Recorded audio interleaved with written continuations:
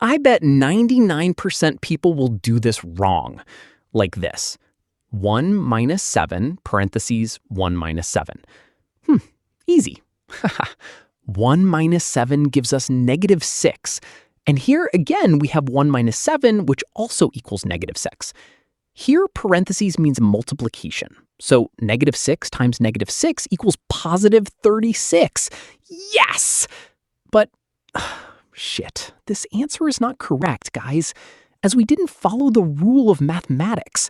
Because according to the order of operations, which is PEMDAS, where priority shifts from left to right, here P stands for parentheses, E stands for exponent, M stand for multiplication, D stand for division. Here A stand for addition, and lastly, S stand for subtraction.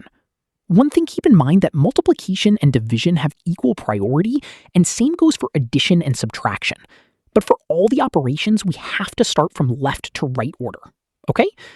All right, in this expression, we have 1 parentheses and 2 subtraction, okay? So according to the PEMDAS, first we have to do this parenthesis and then subtractions. And inside this parenthesis, we have 1 minus 7, which equals negative 6.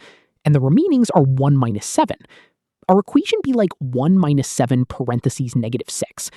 Here are 2 operations, subtraction and multiplication. In mathematics, when a number is placed next to a parentheses, it means multiplication. And we usually don't write the multiplication sign for brevity. According to the PEMDAS, multiplication has higher priority than subtraction, because multiplication comes before subtraction. So negative 7 times negative 6 equals positive 42, and write this 1 as it is.